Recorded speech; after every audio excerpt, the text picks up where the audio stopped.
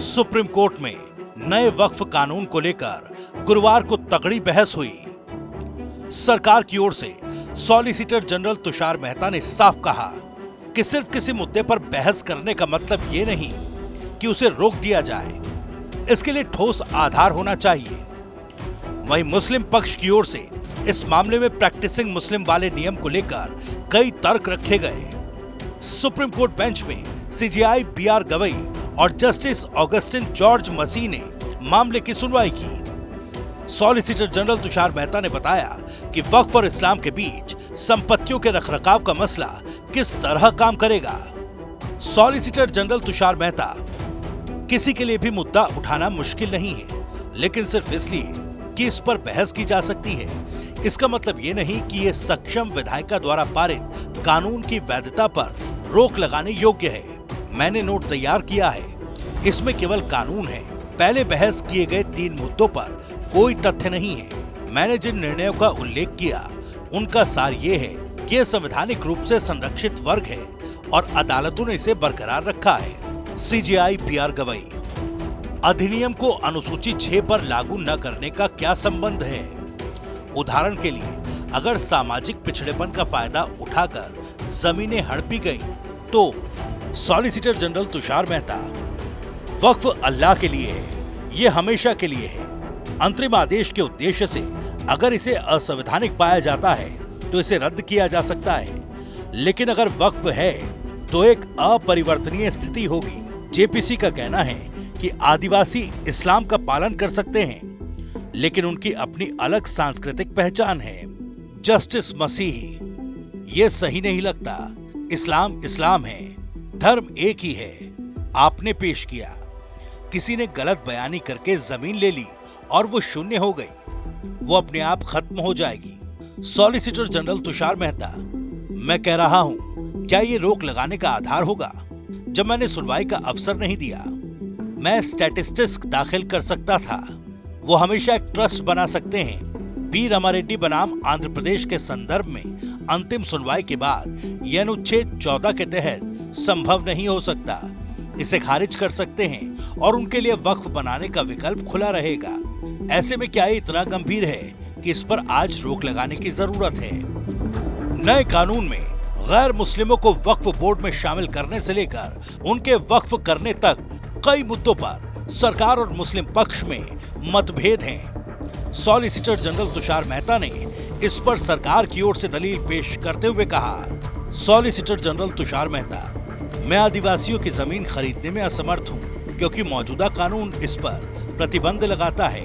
अगर मैं वक्फ बनाता हूं और मुतवल्ली अपनी मर्जी से काम करता है तो अदालत हमेशा इसे रद्द कर सकते हैं। कृपया ध्यान रखें कि क्या प्रावधान इतना क्रूर है कि इसे रोका जाना चाहिए।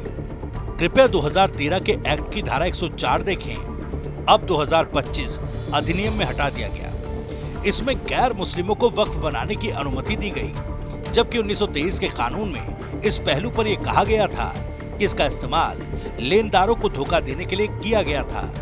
अगर धारा 104 के आधार पर मैं वक्फ बनाऊंगा और मुझे रिकवरी करने के लिए एक डिग्री करनी थी, अब वो नहीं कर सकता।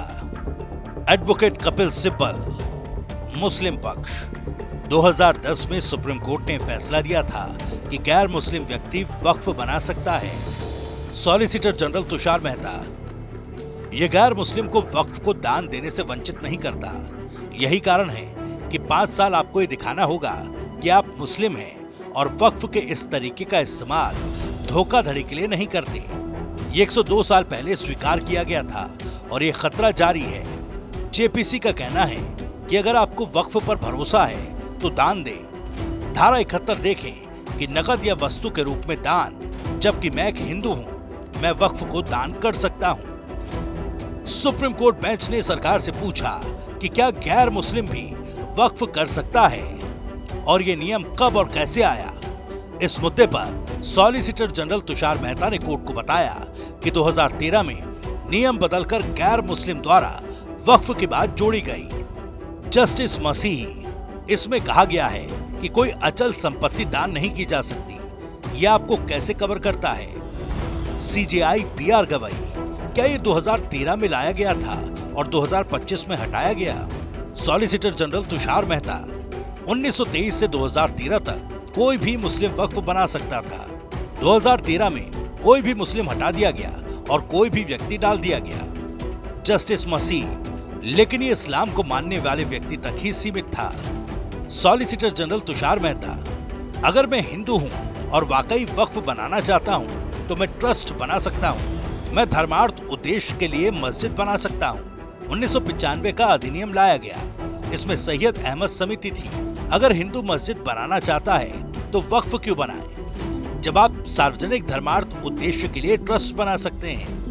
सरकार ने नए वक्फ एक्ट को तमाम लोगों की संपत्तियों पर गैर जरूरी और गैर कानूनी दावों से बचाने वाला कानून बताया। साथ ही इसमें बड़ी मात्रा में बिना रजिस्ट्रेशन वाली अचल संपत्तियों से जुड़ी गड़बड़ी रोकने की भी बात है। सुप्रीम कोर्ट बेंच के सामने सरकार की ओर से एसजी तुषार मेहता ने कहा, 1976 की समिति ने कहा कि गैर पंजीकरण द्वारा बड़े पैमाने पर गड़बड़ी की जा रही है। एक संशोधन आया और संसद ने 1984 में कानून पारित किया, लेकिन इसे अधिसूचित नहीं किया गया, यह सुनिश्चित करने के लिए कि वक्फ पंजीकृत है। धारा 87 के रूप में आया। उन्होंने बहुत कठोर शब्दों का इस्तेमाल किया और फिर इसे 2013 में हटा दिया गया। यह 1995 में आया और 2013 में हटा दिया गया। इस तरह का प्रावधान कि गैर पंजीकृत लोग मुकदमा नहीं कर पाएंगे कुछ नया नहीं है। बॉम्बे पब्लिक ट्रस्ट एक्ट की धारा 31 का कॉपी पेस्ट है। सॉलिसिटर जनरल तुषार मेहता, हर ट्रस्ट एक्ट में ऐसा प्रावधान है।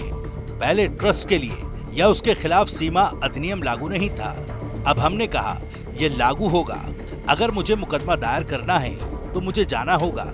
मान लीजिए मैं एक अनाधिकृत अतिक्रमणकारी हूँ तो उन्हें आना होगा। मैं एक सवाल पूछ रहा हूँ, अगर सीमा अधिनियम पूरे देश में लागू होता है तो क्या ये रोक का आधार होगा? वक्फ कानून को लेकर सबसे ज्यादा शो प्रैक्टिसिंग मुस्लिम या खुद को मुसलमान साबित करने को लेकर हो रहा है। संसद के बाद अब सुप्रीम कोर्ट में इस मुद्दे पर बहस जारी है। सरकार ने साफ तौर पर बताया कि बिना प्रैक्टिसिंग मुस्लिम की बात शरिया में भी है। सॉलिसिटर जनरल तुषार मेहता, धारा 108/1995 अधिनियम की हम अकादमिक चुनौतियों पर बहस कर रहे हैं। निष्क्रांत संपत्ति क्या है? सीजीआई बीआर गवई, आदिवासियों के बारे में आपकी दलील भी यही थी। तुषार मेहता, अगर एक व्यक्ति को यह पसंद नहीं है तो वो पूरे समुदाय का प्रतिनिधित्व नहीं करता। एडवोकेट हुज़ैफा अहमदी, मुस्लिम पक्ष, आदिवासी समुदाय की ओर से याचिकाएं हैं। अनुसूचित जनजाति क्षेत्र पर प्रतिबंध को चुनौती देने वाली याचिकाएं हैं। सॉलिसिटर जनरल तुषार मेहता, शरिया अधिनियम देखें कि व्यक्ति को मुस्लिम होना चाहिए, किसी ने आपत्ति नहीं की। अब इसमें कहा गया कि व्यक्ति को प्रैक्टिस करना चाहिए। वो इंतजार कर सकते हैं, नियम आएंगे। अगर मैं शरिया अधिनियम का उपयोग करना चाहता हूँ तो मुझे ये साबित करना होगा कि मैं मुसलमान हूँ। हमारे पास कोई अन्य व्यक्तिगत कानून नहीं है क्योंकि अन्य संहिताबद्ध हैं। शरिया सभी मुसलमानों पर व्यक्तिगत कानून के रूप में लागू है। केंद्र सरकार की ओर से पेश एसजी मेहता के साथ ही राजस्थान सरकार की ओर से सीनियर एडवोकेट राकेश द्विवेदी ने भी अपनी दलीलें रखी। उन्होंने बताया कि वक्फ बाय यूजर इस्लाम की मुख्य प्रथा नहीं है। एडवोकेट राकेश द्विवेदी, वक्फ बाय यूजर इस्लाम की मुख्य प्रथा नहीं है। राम जन्मभूमि निर्णय में संदर्भित 3 निर्णय की उपयोगकर्ता द्वारा वक्फ करना इस्लामी सिद्धांत के रूप में पेश नहीं किया गया था। प्रिवी काउंसिल मामले में देखें कि इसे भारतीय भूमि में कैसे पेश किया गया। वो एक वाक्य वक्फ बाय यूजर को ले आए, जबकि भारतीय उपमहाद्वीप के बाहर इसे प्रतिकूल कब्जे के सिद्धांत के रूप में पेश किया गया था। स्वतंत्रता के बाद उपयोगकर्ता द्वारा वक्फ को 1954 में सभी धार्मिक और धर्मार्थ उद्देश्यों के लिए वैधानिक सिद्धांत के माध्यम से विस्तारित किया गया। 1995 के अधिनियम में उन्होंने सीमा को हटा दिया। हमारा संविधान संघीय सिद्धांत को अपनाता है कि किसी राज्य के कानून की तुलना दूसरे कानून से नहीं की जा सकती, लेकिन यहाँ संसदीय कानून की तुलना राज्यों के कानूनों से करने में अनुच्छेद 14 का कोई सवाल नहीं उठता।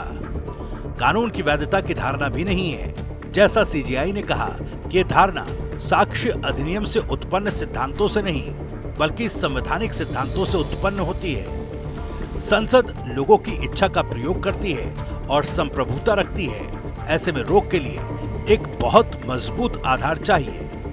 राजस्थान सरकार का पक्ष सुनने के फौरन बाद एसजी तुषार मेहता ने अपनी गलती सुधारते हुए बेंच से कहा कि आयुक्त वो केवल धार्मिक निकायों से निपटते हैं। इसमें सभी हिंदू बंदोबस्ती अधिनियम में धार्मिक और धर्मार्थ उद्देश्य शामिल हैं। इसके बाद हरियाणा सरकार का पक्ष सीनियर एडवोकेट रंजीत कुमार ने रखा। उन्होंने सुप्रीम कोर्ट बेंच से कहा कि वो जनजातीय संगठन और हरियाणा राज्य के लिए दलील रखेंगे। सीजीआई बीआर गवई ने पूछा, क्या आप पंजीकृत संगठन हैं? एडवोकेट रंजीत कुमार, हाँ। वक्फ पर अध्याय पेज 199 बिंदु 176 में वक्फ द्वारा समर्पित संपत्ति समर्पण के वक्त वक्फ की होनी चाहिए। ये उस व्यक्ति के अलावा किसी अन्य की संपत्ति नहीं हो सकती जो इसका मालिक है। रंजीत कुमार ने कहा कि 1995 के कानून में धारा 40 के हटाने के कारण बोर्ड को किसी भी चीज को वक्फ घोषित करने का अधिकार मिल गया है और व्यक्ति को इसे ठीक करवाने के लिए न्यायाधिकरण में जाना पड़ता है और इसमें ट्रस्ट अधिनियम की धारा 3 के तहत संपत्ति को भी शामिल किया गया। याचिकाकर्ता की ओर से कहा गया कि 2022 आंध्र प्रदेश के फैसले का हवाला दिया और राजस्थान का फैसला है। पहला फैसला एपी इंडस्ट्रियल कॉर्पोरेशन का था। इसमें 5000 वर्ग गज वक्फ था, जिसमें उसकी कुछ फैक्ट्रियां भी शामिल थी। रिट हाईकोर्ट में दायर की गई थी। रिट की अनुमति नहीं मिली, वो सुप्रीम कोर्ट चले गए। 5000 वर्ग 16000 वर्ग गज हो गए, ये सीमा है। राजस्थान में खनन के लिए दिए गए 500 एकड़ में अचानक याचिका दायर की गई कि उपयोगकर्ता द्वारा वक्फ है, इसलिए ये क्षेत्र संरक्षित है। जांच में पाया गया जो कहा जा रहा है वो गलत है। ये मस्जिद घोषित करने का तरीका नहीं है। Solicitor general Tushar Mehta, CEO की नियुक्ति की गई है। पहले प्रावधान था कि वो मुस्लिम होना चाहिए, अब वो कोई भी हो सकता है। ये चयन के उद्देश्य के लिए अधिक छूट देता है। ये एक सक्षम प्रावधान है जो नियुक्ति को प्रतिबंधित नहीं करता। लेकिन धारा 38 में कहा गया कि कार्यकारी अधिकारी मुस्लिम होना चाहिए क्योंकि वो वक्फ में ही होगा। सीईओ राज्य स्तरीय निकाय है, उसके पास योजनाएं बनाने जैसे कार्य हैं। ये भी स्पष्ट है कि सक्षम प्रावधान अनिवार्य नहीं है। एक निर्णय में इस अदालत ने कहा कि वक्फ बोर्ड धारा 12 के अंतर्गत एक राज्य है और इसलिए ये तर्क नहीं दिया जा सकता कि इसमें ए या बी समुदाय शामिल हैं। वक्फ एक्ट को लेकर जिन मुद्दों पर सरकार और मुस्लिम पक्ष के बीच बहस चल रही है, उसमें practicing Muslim, Waqf by user और जमीनों को गैर कानूनी तरीके से वक्फ घोषित करने वाले बिंदु शामिल हैं। सरकार इसे दान दी गई संपत्तियों के रखरखाव से जुड़ा प्रबंधन का मामला बता रही है, तो वहीं मुस्लिम पक्ष का दावा है कि वक्फ इस्लाम की अनिवार्यता से जुड़ा मुद्दा है।